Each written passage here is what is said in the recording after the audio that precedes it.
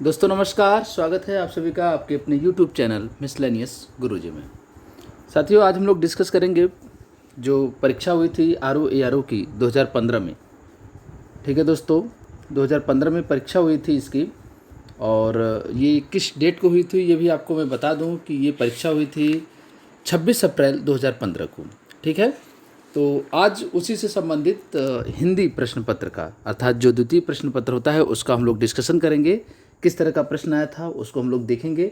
दोस्तों एक बात और है, इससे पहले जो 2010 और 2013 में RO की परीक्षा आयोजित हुई है उसका प्रथम प्रश्न पत्र और द्वितीय प्रश्न पत्र सामान्य अध्ययन और सामान्य हिंदी दोनों को डिस्कस किया जा चुका है। आपको दोस्तों लिंक जो है डिस्क्रिप्शन बॉक्स में मिल जाएगा। ठीक है, तो चलिए स्टार्ट करते हैं। आज का पहला प्रश्न क्या है दोस्तों? तो पहला प्रश्न देखेंगे कि जंगम का विलोम शब्द क्या है। जंगम का विलोम शब्द क्या है? पहली बात तो जंगम का अर्थ क्या होता है? जंगम का अर्थ होता है जो चल सकता हो, तो इसका विलोम क्या हो जाएगा? स्थावर, जो स्थिर रहे। ठीक है, तो जंगम का विलोम शब्द हो जाएगा स्थावर। दोस्तों हिंदी के लिए RO हिंदी के लिए अलग से प्लेलिस्ट बनी हुई है, आप उसको जरूर देखिए। ठीक है, चलिए अभी देखेंगे दूसरा प्रश्न क्या है। दूसरा प्रश्न है सृष्टि का विलोम शब्द है। आपको बताना है सृष्टि का विलोम शब्द क्या है। तो इसका जो सही विकल्प है वो है बी, प्रलय। प्रलय। ठीक है, तीसरा है ईशित। दोस्तों ये ईशित नहीं है, इप्सित होता है। क्या होता है? इप्सित। ठीक है, इप्सित का विलोम शब्द पूछा जा रहा है, आपको बताना है कि इसका विलोम शब्द क्या है।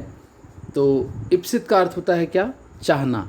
ठीक है, चाहा हुआ, तो इसका जो विलोम हो जाएगा बी, अनिप्सित। ठीक है, अनिप्सित, अनचाहा। साचर का विलोम क्या हो जाएगा? साचर का विलोम बताना है। साचर का अर्थ होता है साथियों साथ में। ठीक है, तो इसका जो संग होता है, साथ होता है, तो इसका विलोम हो जाएगा अलगाव। ठीक है, डी, अलगाव। इसका विकल्प है डी, अलगाव। चलिए अभी देखेंगे पांचवा प्रश्न है विराट का विलोम शब्द है। वृहद, छोटापन, क्षुद्र या फिर वृहद। तो विराट मतलब होता है महान, बहुत बड़ा। इसका विकल्प हो जाएगा, जो विलोम हो जाएगा वो है डी, क्षुद्र, छोटा। स्पृश्य का विलोम शब्द है। छठा प्रश्न है, आपको इसका बताना है विलोम। तो इसका जो सही विकल्प है वो है डी, अस्पृश्य। ठीक है, अस्पृश्य। अज्ञ का विलोम आपको बताना है दोस्तों। अज्ञ का विलोम शब्द क्या है? तो अज्ञ का विलोम है दोस्तों ए, विकल्प है इसका विज्ञ। ठीक है, तो दोस्तों विज्ञ मतलब होता है जानकार, जानकारी रखने वाला, और अज्ञ का इसका उल्टा हो जाएगा ज्ञान शून्य, मूर्ख। ठीक है, आठवां प्रश्न है गौरव का विलोम शब्द आपको बताना है। गौरव का विलोम शब्द बताना है। गौरव का विलोम होता है ए, लाघव। ठीक है, लाघव होता है। बहिरंग का विलोम शब्द क्या है? बहिरंग का विलोम शब्द क्या है साथियों? ये आप बता दीजिए कि बहिरंग का विलोम शब्द क्या होता है। बहिरंग का विलोम शब्द क्या होगा, ये आप कमेंट में मुझे बताएं। चलिए, ग्रस्त का विलोम शब्द है। 10वां प्रश्न है ग्रस्त का विलोम शब्द क्या है? सुप्त, ग्राह्य, लुप्त या फिर मुक्त। तो ग्रस्त का विलोम है वो है मुक्त। ठीक है, मुक्त। अब आपको बताना है इसमें से शुद्ध वाक्य क्या है। मेरे घर के पास एक हलवाई की दुकान है। मेरे घर के पास एक हलवाई, दोस्तों एक हलवाई नहीं, एक दुकान होनी चाहिए। ठीक है, तो पहला तो गलत हो गया। मेरे घर के पास एक हलवाई की दुकान स्थित है, यहाँ भी एक हलवाई, ये भी गलत है। बहुत सारे हलवाई हो सकते हैं, होते हैं। एक दुकान साथियों इसका जो सही होगा वही होगा। मेरे घर के पास एक हलवाइयों की दुकान है, साथियों ये भी गलत है। मेरे घर के पास हलवाई की एक दुकान है। देखिए दोस्तों, ये देखिए मेरे घर के पास हलवाई की एक दुकान है, ये विकल्प डी जो है एकदम सही होगा।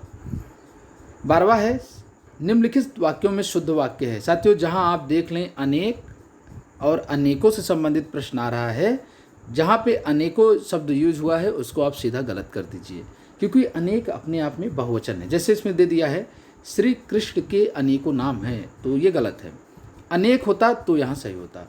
भगवान श्री कृष्ण के अनेकों नाम हैं, यहाँ पे भगवान लगा दिया है और अनेकों को वही रखा है यथावत, तो ये भी गलत हो गया।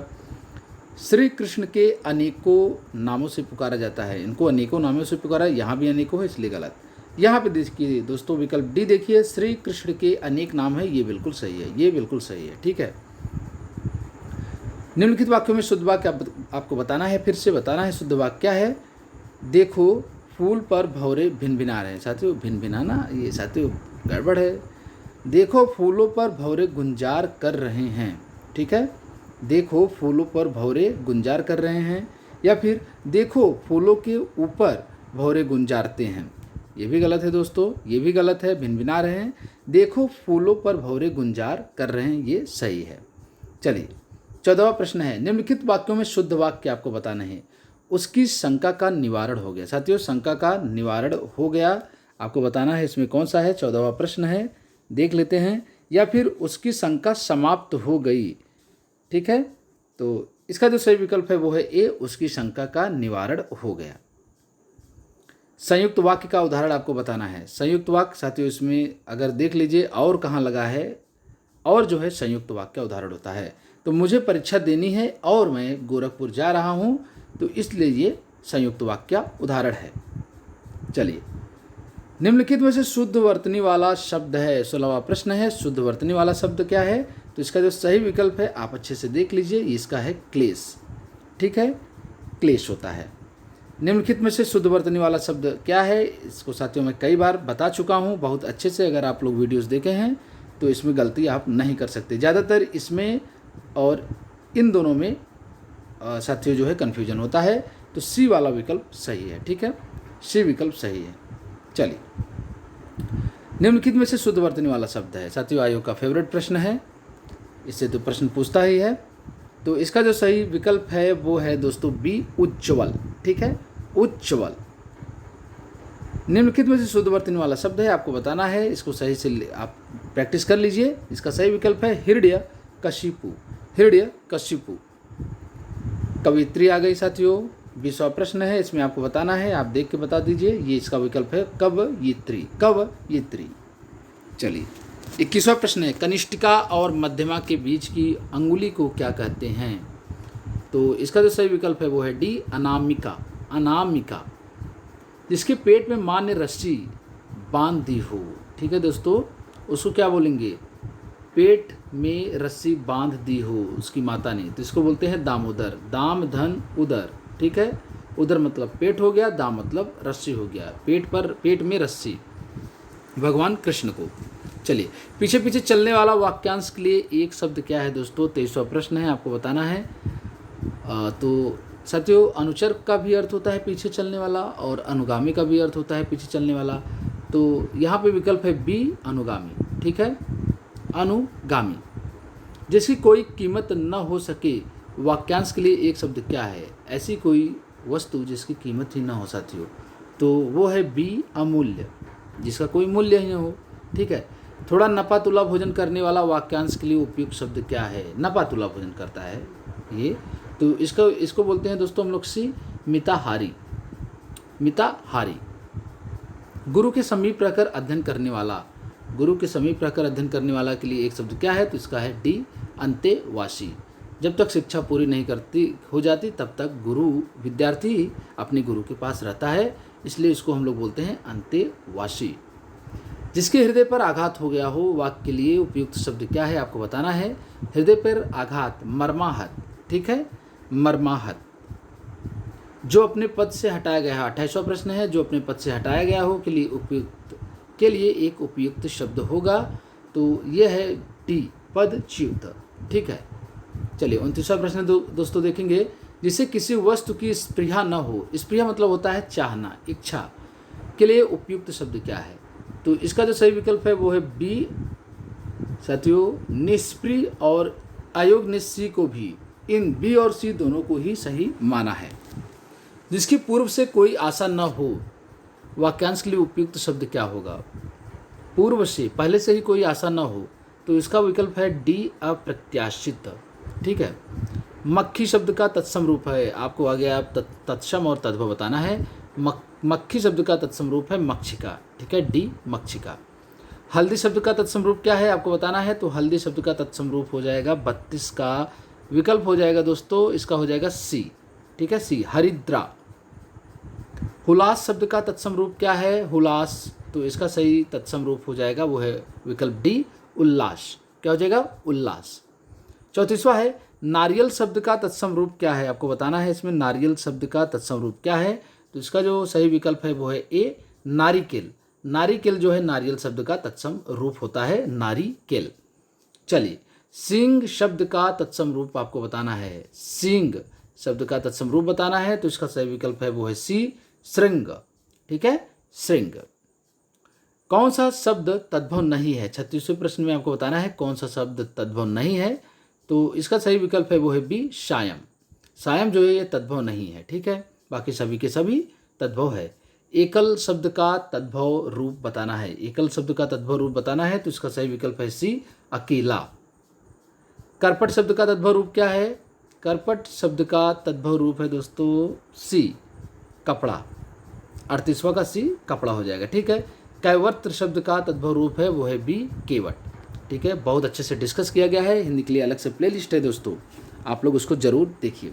गृध्र शब्द का तद्भव रूप आपको बता देना है साथियों। गृध्र का तद्भव रूप बताना है तो इसका सही विकल्प है वो है डी, गीध।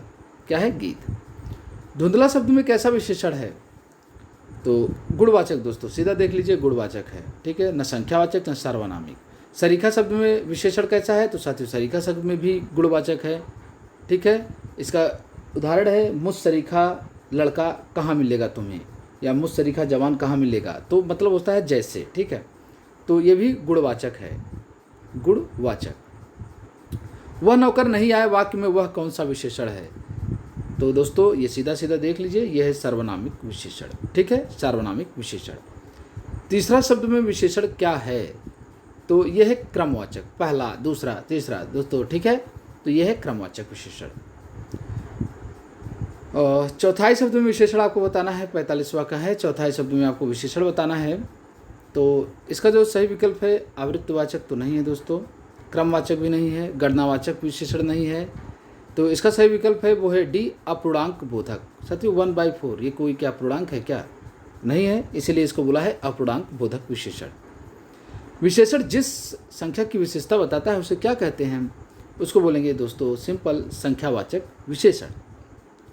चलिए 47वां प्रश्न है, निम्नलिखित में से कौन सा शब्द विशेष्य है? आसीन, मधुर, अग्रि या फिर कर्मठ। तो दोस्तों इसका जो सही विकल्प है वो है 47वां का सी, डी, कर्मठ। ठीक है, कर्मठ। आसीन, मधुर, अग्रि। साथियों अगर आपको कन्फ्यूजन होता है तो आप मुझे कमेंट में ज़रूर बताएं। ठीक है, ठंडा पानी ठंड पैदा करता है, इस वाक्य में कौन सा शब्द विशेष्य है आपको बताना है। ठंडा पानी, यहाँ पे देख लीजिए पानी कैसा है? ठंडा है। अब इसमें पूछ रहा है विशेष्य क्या है, तो ठंडा तो विशेषण हो गया, इसलिए विशेष जो है वो है पानी। ठीक है, 49वां है, निम्नलिखित में से कौन सा शब्द विशेष्य है? अनासक्ति, अनुशंसित, अपमानित या फिर अनासक्त। तो इसका जो सही विकल्प है दोस्तों वो है ए, अनासक्ति, अनासक्ति। 50वां प्रश्न है, निम्नलिखित में से कौन सा शब्द विशेष है आपको बताना है। विशेष शब्द आपको बताना है तो इसका सही विकल्प है वो है डी, विषाद। और इसका जो विशेषण होता है वो है विषण। क्या होता है? इस तरह से होता है, विषण। ठीक है, चलिए घोड़ा का पर्यायवाची नहीं है। अब आ गया दोस्तों पर्यायवाची। 10 के 10 अभी प्रश्न सब पर्यायवाची के होंगे, तो घोड़ा शब्द का पर्यायवाची नहीं है। तो देखते हैं कौन कौन सा है। बाजी, बाजी बिल्कुल है दोस्तों। तुरंग ये भी बिल्कुल है, ये भी है। शार्दुल दोस्तों, शार्दुल जो है घोड़ा का पर्यायवाची नहीं, ये सिंह का होता है अर्थात शेर का। ठीक है, मीनाक्षी का पर्यायवाची शब्द क्या है? दुर्गा, लक्ष्मी, मछली या फिर सुंदरी। तो साथियों मीनाक्षी का पर्यायवाची शब्द है वो है सुंदरी। ठीक है, और इसका अर्थ होता है दोस्तों मछली जैसे आँखों वाली, तो उनको दुर्गा भी बोलते हैं।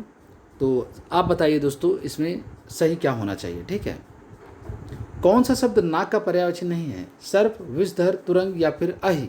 आप लोग जानते हैं दोस्तों घोड़े का पर्यायवाची होता है तुरंग, तो ये नाक का पर्यायवाची नहीं है। बाकी सर्प, विषधर, अहि ये सभी नाक के पर्यायवाची हैं। कौन सा शब्द दैत्य का पर्यायवाची नहीं है? राक्षस, दानव, निशाचर या फिर भूसुर। भूसुर, तो साथियों सी ये दैत्य का पर्यायवाची नहीं है। आपको अर्थ बताना है भूसुर का अर्थ क्या होता है। रुक का पर्यायवाची शब्द क्या है? 55वां प्रश्न है, रुक का पर्यायवाची शब्द क्या है? तो रुक का पर्यायवाची शब्द है दोस्तों वो है ए, विटप अर्थात वृक्ष। प्रसून का होता है फूल, हेरम का होता है गणेश। कौन सा शब्द ब्रह्मा का पर्यायवाची नहीं है? ठीक है, ब्रह्मा का पर्यायवाची नहीं है। कमलासन बिल्कुल है भाई, कमल पर बैठते हैं तो। चतुरानन, 4 सिर। ठीक है दोस्तों, 4 सिर बिल्कुल है, ब्रह्मा के हैं 4 सिर। हाँ, चतुर्मुख हाँ भाई, 4 सिर हैं तो 4 मुख भी होंगे इनके, तो ये भी है। चतुर्भुज, हाँ इनके 4 भुजाएं नहीं है, ब्रह्मा को 4 भुजाएं नहीं है, 4 भुजा है भगवान विष्णु को, ठीक है। इसलिए चतुर्भुज कैंसिल हो जाएगा, कन्फ्यूजन नहीं होना चाहिए आपको। कौन सा शब्द भ्रमर का पर्यायवाची नहीं है? ठीक है, सिलीमुख बिल्कुल है, मिलिंद ये भी सही है, चंचरीक ये भी सही है, सलभ, सलभ तो दोस्तों भ्रमर का पर्यायवाची नहीं है, भ्रमर होता है भौरा, जान लीजिए भौरा, ठीक है। तो सलभ, सलभ जो है ये भ्रमर का पर्यायवाची नहीं है। सलभ का अर्थ होता है सरभ, और इसको बोलते हैं दोस्तों टिड्डा, ठीक है। आप लोग जानते हैं इस समय टिड्डा दल आया हुआ है दोस्तों, तो सलभ का अर्थ वही होता है। बाकी ये भ्रमर का, भौरे का पर्यायवाची शब्द नहीं है। इंद्र का पर्यायवाची नहीं है, पुरंदर है, बिल्कुल है दोस्तों। शक नहीं होता है, शक्र होता है, ये भी है। चलिए, मध्वा ये भी है। गणाधिप, तो ये तो साथियों इंद्र का पर्यायवाची नहीं है, गणाधिप भगवान गणेश का होता है पर्यायवाची, ठीक है, गणेश का। 59वां प्रश्न है दोस्तों, हृदय गर्भ का पर्यायवाची शब्द क्या है? विष्णु, महेश, गणेश, ब्रह्मा, तो ये ब्रह्मा का पर्यायवाची होता है हृदय गर्भ। आज का अंतिम प्रश्न है दोस्तों, कौन सा शब्द दास का पर्यायवाची नहीं है? अनुचर बिल्कुल है दोस्तों, अनुचर तो है। सेवक तो बहुत है। भृत्य ये भी दास का पर्यायवाची है।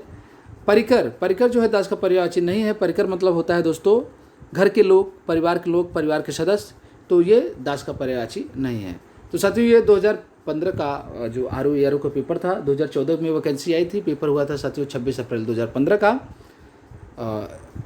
इसके बाद साथियों जो है 2015 में जो सामान्य अध्ययन का हुआ था उसका पेपर हम लोग डिस्कस करेंगे, ठीक है। तो अगर वीडियो आपको पसंद आया है तो इसको लाइक करिए, वीडियो को शेयर करिए और चैनल को भी सब्सक्राइब जरूर करिए। थैंक यू दोस्तों, मिलते हैं कल।